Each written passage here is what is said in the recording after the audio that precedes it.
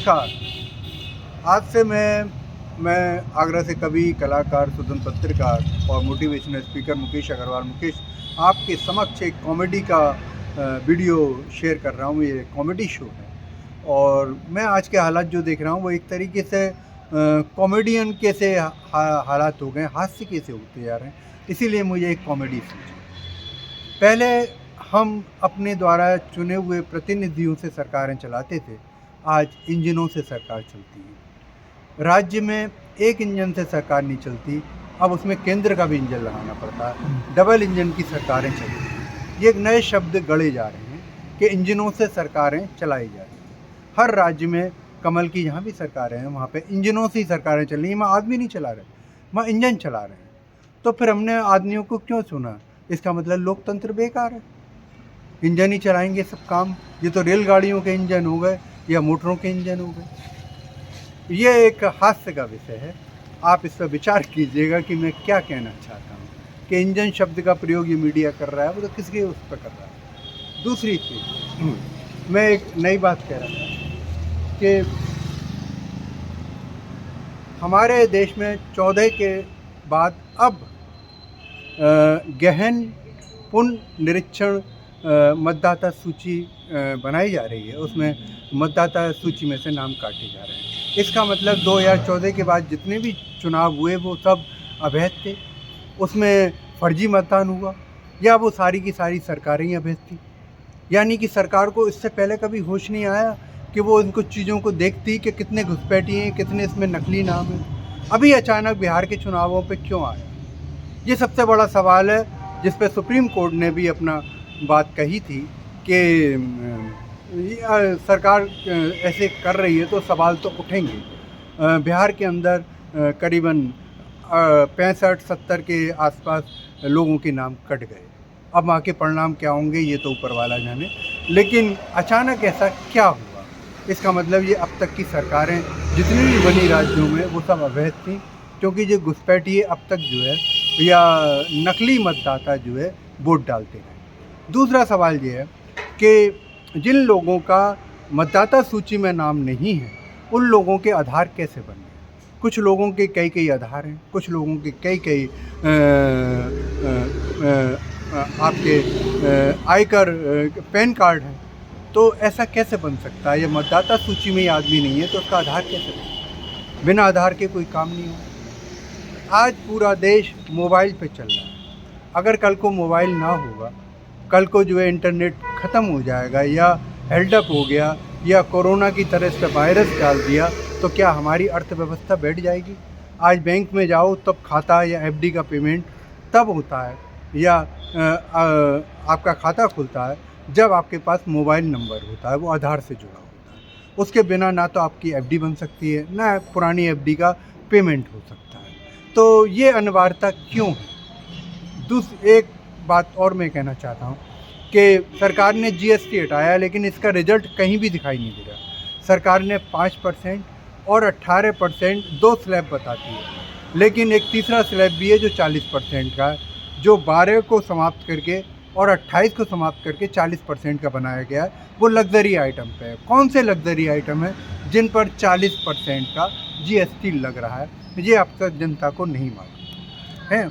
और जीएसटी अगर समाप्त हुआ है तो बैंकों पे जो 18% का इन्होंने जीएसटी लगा रखा है उसे समाप्त क्यों नहीं किया? हर आदमी का बैंक में खाता है, हर आदमी जो है बैंक के अंदर जो है बिना उसके काम नहीं कर सकता। उसके बाद भी उसने सरकार ने वो 18% का सेवा कर या जीएसटी को क्यों समाप्त नहीं किया? वो एक अनावश्यक रूप से लगाया गया जीएसटी है। और मोबाइल की अनिवार्यता जो बैंकों में लगा रखी है वो भी सरकार को समाप्त करनी चाहिए। बहुत तेज़ी से हमारे देश में अब डिजिटल अरेस्ट हो रहे हैं, साइबर क्राइम बढ़ रहा है, सड़क छाप कम हो रहा है और साइबर क्राइम ज़्यादा हो रहा है। और बड़े ताज्जुब की बात है कि लोगों का कई लाख करोड़ रुपया वो जो है साइबर क्राइम के अंदर ख़त्म हो चुका है, डिजिटल अरेस्ट में हो चुका है, हनी ट्रिप में हो चुका है और सरकार इसके ऊपर कोई ध्यान नहीं दे रही है। तो सरकार को इस पर भी ध्यान होना चाहिए। पहले सड़क छाप जो है वो चोर उचक्के होते थे, अब जो है वो साइबर क्राइम के अपराधी हैं। और ये कौन लोग हैं जो इस तरीके से कर रहे हैं और पकड़े नहीं जा रहे? तो लोगों को खाते की जानकारी कैसे पता चलती है कि कई करोड़ रुपया इसके पास पड़ा हुआ है। मेरा इस सुझाव था कि बैंकों में मोबाइल नंबर देने पर सरकार तत्काल जो है वो रोक लगाए, क्योंकि यहीं से ये लीक होते हैं मोबाइल नंबर और ये उन लोगों तक, साइबर क्राइम वाले लोगों तक चले जाते हैं। ये मोबाइल की अनिवार्यता समाप्त करें। सरकार ये चाहती है कि हर आदमी मोबाइल खरीदे। ये एक तरह का मोबाइल से लोग मनोरोगी हो गए, मनोविकृतियाँ आ रही हैं। एक बात और मैं कहना चाहता हूँ कि ये एक कॉमेडी शो है, हमारा इससे कुछ लेना देना नहीं है। अगर इसमें कुछ बातें आपको सत्य लगती हों तो एक सहयोग रहेगा। मैं अपनी बात को कहना चाहता हूँ एक कवि और एक पत्रकार के रूप में, इसलिए मैंने ये कॉमेडी शो बनाया है। और आपको ये कैसा लगता है कि मैं जो भी चीज़ें देख रहा हूँ कि एक तरफ तो 81 करोड़ लोगों को वो सरकार मुफ्त में अनाज दे रही है, दूसरी तरफ कहती है कि देश की तरफ जो है, देश हमारा तेज़ी से चौथी अर्थव्यवस्था बनने जा रहा है, जिसमें 81 करोड़ लोगों के पास रोज़गार ना हो, वो भीख मांग रहे हों, भिखारी हों, वो देश की सबसे बड़ी, विश्व की सबसे बड़ी अर्थव्यवस्था वो देश कैसे बन सकता है? आप बताइए। हमारे देश के अंदर 90% माल चीन का बिकता है, स्वदेशी होकर बिक रहा है, और सारा देश अमेरिका का इंटरनेट खा रहा है, हमारे पास अपना इंटरनेट नहीं है। ये सारे ऐप, यूट्यूब, इंस्टाग्राम, ये सब के सब जो है अमेरिका से चल रहे हैं। अब सबसे बड़ा सवाल ये है कि कल को अगर इंटरनेट बंद होता है या अमेरिका जो है इस पर चाल खेलता है या चीन माल देना बंद करता है, तो क्या भारत के अंदर भुखमरी फैल जाएगी, भारत गुलाम हो जाएगा? अब ये सवाल कई उठते हैं, क्या हम खोखली अर्थव्यवस्था में कब तक जीते रहें? अब सबसे बड़ा सवाल ये है, इसमें देश की जनता को सोचना चाहिए कि देश कहाँ जा रहा है। आज जब भगत सिंह की आत्मा या स्वर्ग से देख रही होंगी, वीर सावरकर की, चंद्रशेखर आज़ाद की, सुखदेव जी की, जितने हमारे शहीद हुए हैं, तो वो रो रही होंगी, उन्होंने आज़ादी दिलवाई थी। तो ये तो हम अपने लोगों के आधे ही लुट रहे हैं। देश की जनता भूखी मर रही है और लोग बाग उनको ये लॉलीपॉप दे रहे हैं, जो सत्ताधीश हैं, सत्ता के सीन है के साथ देश जो है बहुत खुशहाल है। खुशहाली के 11 साल हम यही राग आलाप रहे हैं, सारा देश स्वदेशी हो रहा है, लेकिन कहीं भी हमें स्वदेशी नज़र नहीं आ रहा।